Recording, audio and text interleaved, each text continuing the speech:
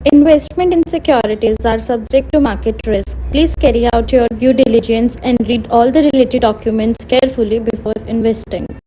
Channel को subscribe करना ना भूलें। सबसे पहले ताज़ा वीडियो को देखने के लिए बेल आइकन दबाएं। शॉर्ट स्ट्रैंगल, ठीक है। अब जैसा मैंने कल आपको बताया था कि कोई भी स्ट्रेटेजी जब आप बनाते हैं तो मार्केट डायरेक्शन इंपॉर्टेंट होता है, ठीक है। अब मार्केट डायरेक्शन इसके लिए क्या होना चाहिए, सबसे पहले हमें वो पता होना चाहिए, तभी हम डिप्लॉय कर पाएंगे इसको। तो देखो, जब मार्केट में वॉलेटिलिटी होती है और जैसा हमने कल पढ़ा था कि जो एक्सपायरीज होती हैं उनके माहौल में मार्केट में एक बड़ी वॉलेटिलिटी देखने को मिलती है, तो इसके ऑपोजिट मार्केट में कब लो वॉलेटिलिटी देखने को मिलेगी, जब मार्केट साइडवेज हो जाएगा या रेंज बाउंड होगा, ठीक है। तो ऐसी सिचुएशन में जहां पे मार्केट रेंज बाउंड होता है या फिर क्या होता है, साइडवेज होता है, तो ऐसे माहौल में तो ये स्ट्रेटेजी हम ऐसे माहौल में डिप्लॉय करते हैं जब मार्केट रेंज बाउंड होता है या साइडवेज होता है, ठीक है। अब मुझे ऐसा बताओ कि मार्केट में ऐसी सिचुएशन कब कब बनती है जब मार्केट साइडवेज हो जाता है, कब बनती है ऐसी सिचुएशन जब मार्केट साइडवेज चला जाता है, जब ज्यादा बाइंग नहीं या सेलिंग नहीं आए। और बताओ बेस्ट आंसर क्या हो सकता है। देखो, ऑप्शन स्ट्रेटेजी डिप्लॉय तुम तब कर पाओगे जब अच्छे से ना माहौल को समझ पाओगे, ठीक है। नहीं तो कंफ्यूज रहोगे हमेशा कि कौन सी स्ट्रेटेजी कब डिप्लॉय की जाए। सही जवाब है कि आपको कैसे पता चलेगा कि मार्केट साइडवेज है, वॉलेटिलिटी लो होगी। तो जब आईवीज लो होती हैं तब एक अंदाजा लगाया जा सकता है टेक्निकली, और फंडामेंटली हम कब ये बात कह सकते हैं, जब मार्केट में कोई भी इवेंट नहीं होती है। देखो, जब भी कोई इवेंट नहीं होगी मार्केट मूव करेगा ही नहीं या कम करेगा। तो नॉर्मली क्या होता है, जैसे एफआईआई छुट्टी पर चले जाते हैं, आपने देखा होगा। कब जाते हैं छुट्टी पर, दिसंबर में छुट्टी, तो वॉल्यूम लो हो जाते हैं उस समय पे। तो ऐसे टाइम पे कभी कभी जहां पे वॉल्यूम्स लो होते हैं, वॉलेटिलिटी लो होती है, ऐसे समय में आप इस स्ट्रेटेजी को डिप्लॉय कर सकते हैं।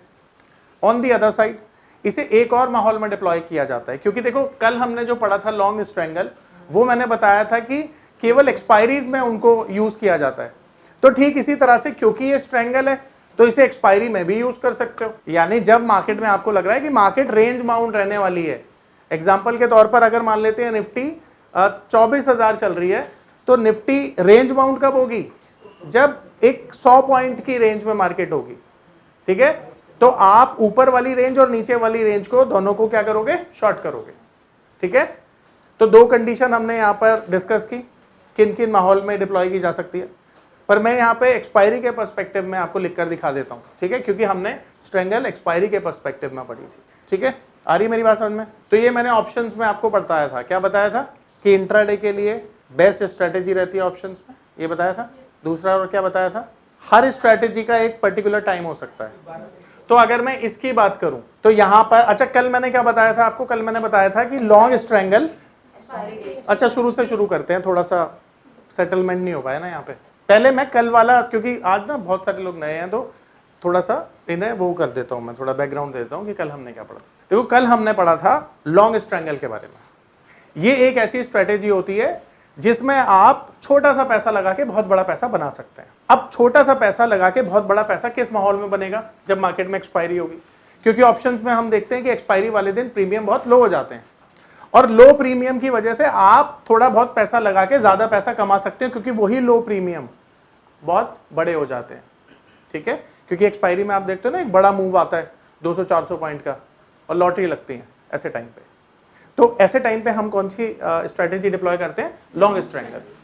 अब सवाल ये होता है कि लॉन्ग स्ट्रैंगल डिप्लॉय करने का सबसे बेस्ट टाइम फ्रेम क्या होता है, यानी कि किस समय आप प्रीमियम को बाय कर सकते हैं। तो आप देखोगे कि सुबह जब मार्केट खुलता है ना, तो कई बार गैप अप या गैप डाउन हो जाता है, जिसकी वजह से प्रीमियम काफी शूट करते हैं और प्रीमियम गिरते नहीं है उस समय पे। फिर मार्केट धीरे धीरे धीरे धीरे क्या करता है, 12 बजे के आसपास मार्केट थोड़ा सा साइडवेज हो जाता है, क्योंकि अब यहां पर प्रीमियम डीके होने शुरू हो जाते हैं। तो 12 बजे से 1 बजे तक का टाइम बेस्ट टाइम होता है किसके लिए, लॉन्ग स्ट्रैंगल डिप्लॉय करने के लिए।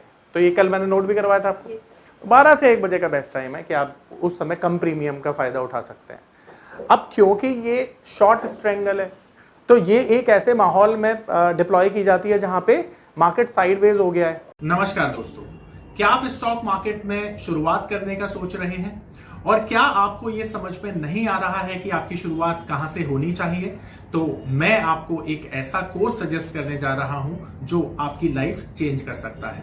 और मैं बात कर रहा हूं NIFM का advance level of smart investor course की, जो आपकी लाइफ चेंज कर सकता है। जी हां, आपने सही सुना, NIFM आपके लिए लेके आया है एक ऐसा शानदार कोर्स जो आपको बताएगा कि किस तरह से आप स्टॉक मार्केट में सक्सेसफुली पैसा कमा सकते हैं। और ये कोर्स है advance level of smart investor. Advance level of smart investor course आपको हर छोटी से छोटी और बड़ी से बड़ी मार्केट की बारीकियों के बारे में जानकारी देता है, और ये सभी जानकारियां आपको इस मार्केट में पैसा कमाने में बहुत ज्यादा मददगार साबित होती हैं। तो इस कोर्स को करने के बाद आप मार्केट में सक्सेसफुल ट्रेडर और सक्सेसफुल इन्वेस्टर बन सकते हैं। या एक रेंज में चला गया है। पर एक बात बताओ, अगर आपको छोटा सा प्रीमियम मिलेगा तो आपको मजा नहीं आएगा, क्योंकि यहां पे आप रिस्क तो अनलिमिटेड ले रहे हो और प्रॉफिट लिमिटेड ले रहे हो। तो ये एक ऐसे माहौल में डिप्लॉय की जानी चाहिए जहां पर आपको ये आइडेंटिफाई हो जाए कि मार्केट एक रेंज में एक्सपायर होने वाला है। जैसे एग्जांपल के तौर पे मैं आपको समझाता हूं। जैसे मान लेते हैं हम ये डिप्लॉय कर रहे हैं निफ्टी के ऊपर, ठीक है। तो निफ्टी का हम मान लेते हैं कि जो स्पॉट है वो 24,000 है, ठीक है। हम ये एग्जांपल के तौर पर मान लेते हैं। तो हमारा यहाँ पे सबसे पहले तो मार्केट व्यू होगा ना, बिना मार्केट व्यू के तो हम कर ही नहीं पाएंगे। तो हमारा मार्केट व्यू क्या है, यहाँ पे मार्केट साइडवेज है और रेंज बाउंड है, तो ये हो गया हमारा मार्केट व्यू। अब निफ्टी का स्पॉट है 24,000, तो यहाँ पे रेंज बाउंड क्या होती है कि भाई ऊपर चली जाए ये 24,100 और नीचे चली जाए 23,900, तो ये रेंज हो गई ना। आपको रेंज डिफाइन है कि मार्केट या तो 100 पॉइंट ऊपर जा सकती है या 100 पॉइंट नीचे जा सकती है, बड़ी रेंज नहीं है, छोटी सी रेंज है, तो ये रेंज बाउंड हो गया। अब आप देखोगे कि जब आपको ये कॉन्फिडेंस आ जाता है कि भाई मार्केट तो रेंज बाउंड है, अब इस रेंज बाउंड मार्केट में हम बाय करके तो पैसा कमा नहीं सकते क्योंकि प्रीमियम डीके हो जाएगा, तो क्यों ना हम सेल कर दें, और सेल करेंगे तो प्रीमियम हमारी जेब में आ जाएगा, क्योंकि रेंज बाउंड मार्केट में अक्सर क्या होता है कि प्रीमियम जीरो हो जाते हैं, ठीक है। तो एक बेस्ट आइडिया क्या होगा हमारे लिए कि हम इस रेंज बाउंड मार्केट को कैश कर लें सेलिंग के माध्यम से। तो हम यहां पर ना एक स्ट्रैटेजी डिप्लॉय करेंगे जिसका नाम होगा शॉर्ट स्ट्रैंगल।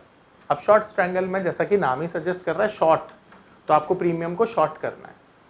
अब यहां पर ना नॉर्मली ये out of the money call और पुट है, अगर आप देखोगे तो यहां पर दोनों को हम सेल कर देंगे। अब देखो, कल हमने जो स्ट्राइक पड़ा था ना, हमने नेक्स्ट स्ट्राइक को बाय किया था ऊपर और नीचे, पर यहाँ पे ना हम जो अपर रेंज है उसको हम सेल करेंगे और लोअर रेंज को हम सेल करेंगे।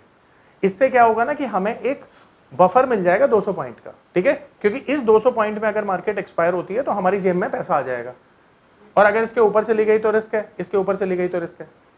पर अगर हम मान लो 24,050 की स्ट्राइक को सेल करते तो वहां पे ज्यादा रिस्क हो जाता, क्योंकि जो हमारा बफर है केवल 100 पॉइंट का होता वो। तो जब भी आप शॉर्ट करते हैं ना, तो मेक श्योर कि आपके पास एक एक्स्ट्रा एडवांटेज हो, तो आपको इमीडिएट वाली स्ट्राइक शॉर्ट नहीं करनी चाहिए, बल्कि नेक्स्ट टू नेक्स्ट को शॉर्ट करना चाहिए फॉर सेफर साइड, ठीक है। आ रही मेरी बात समझ में? अब सेल क्यों कर रहे हैं? क्योंकि यहाँ पे संभावना है प्रीमियम जीरो हो जाएगा। रेंज बाउंड मार्केट में क्या करते हैं, आप ऑप्शन शॉर्ट कर सकते हैं, और जब भी मार्केट में बड़ी वॉलिटिलिटी होती है, मैंने सिखाया था, हमेशा ऑप्शन बाय करके पैसा बनता है, ठीक है। यहाँ पर क्या करेंगे, हम शॉर्ट करेंगे।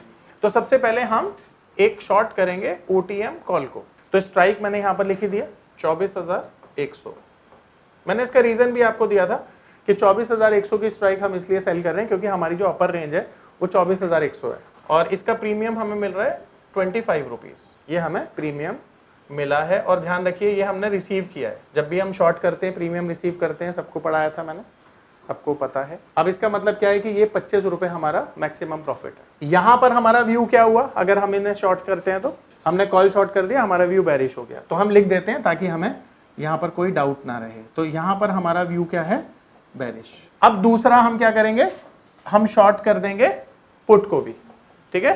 तो हम पुट को शॉर्ट करेंगे, और पुट को कौन से शॉर्ट करेंगे, OTM, जो कि है लोअर रेंज। यानी हम यहां पर क्या करेंगे, शॉर्ट कर देंगे OTM पुट को, और यहां पर स्ट्राइक क्या होगा, जो हमारा लोअर रेंज है 23,900। और यहां भी हम अज्यूम करते हैं कि जो हमारा प्रीमियम है वो 25 रुपए हमने रिसीव कर लिया है।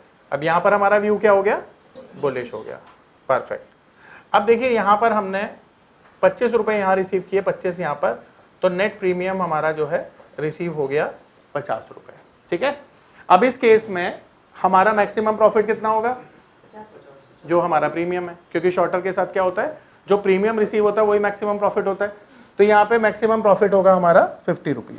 मैक्सिमम लॉस कितना होगा यहाँ पे, जब भी हम कॉल को और पुट को शॉर्ट करते हैं तो हमारा जो रिस्क होता है वो अनलिमिटेड होता है, तो यहाँ पे लॉस जो है हमारा अनलिमिटेड होगा। ठीक है, ये पावर ऑफ नंबर थ्योरी इतनी बेहतरीन थ्योरी है कि इसे करने के बाद आप एक अलग अनुभव करेंगे और आपको लगेगा कि शायद इसी चीज की आपको तलाश थी। बहुत सालों की ट्रेडिंग के बाद, इन्वेस्टिंग के बाद आपको शायद ऐसे प्रोडक्ट की जरूरत थी जो मार्केट में आपको वो कॉन्फिडेंस दे पाए, जिस कॉन्फिडेंस के साथ आप रोज पैसा कमा पाए और जितना आप चाहें उतना पैसा कमा पाए।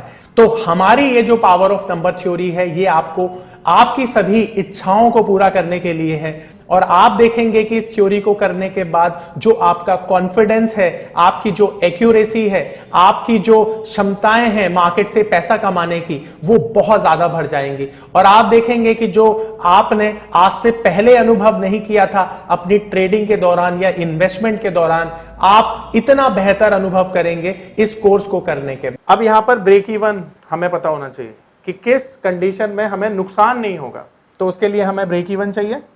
तो यहाँ पे ब्रेक इवन मैंने आपको बताया था कैसे निकालते हैं। तो यहाँ पे जो ब्रेक इवन होगा कॉल साइड का और पुट साइड का क्या होगा कि हम कॉल में उसको ऐड कर देंगे, पुट में माइनस कर देंगे।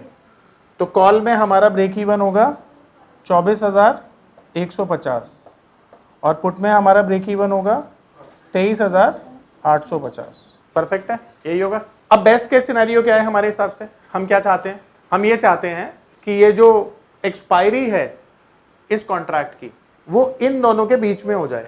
अगर ये 100 पॉइंट्स 200 पॉइंट्स के बीच में हो गई तो हमें प्रॉफिट होगा, प्रॉफिट होगा ना हमें। और अगर इसके नीचे हो गई या इसके ऊपर हो गई तो लॉस शुरू हो जाएगा। पर लॉस हमारा कब होगा प्रिसाइजली, लॉस होगा इसके ऊपर या इसके नीचे, क्योंकि ये तो हमारा ब्रेक इवन पॉइंट है। तो देखो, अगर मार्केट की एक्सपायरी 24,150 या 23,850 इन 300 पॉइंट की रेंज में होती है तो हमारी जेब में कुछ ना कुछ तो जरूर आएगा, चाहे वो 1 रुपया क्यों ना हो। बेस्ट केस सिनेरियो ये बनेगा कि एक्सपायरी जो हमारी स्ट्राइक्स हैं ऊपर वाली और नीचे वाली इसके बीच में हो जाए तो सारा पैसा हमें मिल जाएगा, क्योंकि उस केस में 50 रुपए जीरो हो जाएंगे। किस केस में, इस 200 पॉइंट की रेंज में। और इस 300 पॉइंट की रेंज में भी अगर एक्सपायरी होती है तो कुछ ना कुछ तो जरूर जेब में आएगा। तो टेक्निकली आपके पास ना 300 पॉइंट का एज है। ठीक है, कहने के लिए ये 200 पॉइंट है, पर वो जो 50 पॉइंट है ना वो भी मिलके 100 पॉइंट का काम कर रहे हैं। यानी 300 पॉइंट की रेंज में अगर एक्सपायरी होती है तो प्रॉफिट तो जरूर हो जाएगा आपका, 1 रुपया प्रॉफिट हो जाए। पर बेस्ट केस सिनेरियो क्या है कि ये 200 पॉइंट की रेंज के बीच में एक्सपायरी हो जाए, सारा पैसा आपकी जेब में आ जाएगा। अब एक एग्जांपल से समझते हैं। बोलिए एक्सपायरी कहाँ पे करें, यहाँ पे और यहाँ पे दोनों तरफ कर दें जो भी हमने देखी। तो मान लेते हैं एक्सपायरी हो जाती है 24,100 पर। तो 24,100 पे एक्सपायरी हो जाती है तो जो हमारा यहाँ पर फॉर्मूला है स्पॉट क्या हो गया, यानी हमारा जो फॉर्मूला है कॉल की इंट्रिंसिक वैल्यू निकालने का वो क्या होता है, स्पॉट माइनस स्ट्राइक। तो यहाँ पर स्पॉट क्या है 24,100, जहाँ पर एक्सपायरी हुई है। हमारी स्ट्राइक क्या है 24,100, क्या हो गया, प्रीमियम 0 हो गया। तो जब हम शॉर्ट करते हैं तो प्रीमियम 0 होने पर ही तो हमें प्रॉफिट होता है।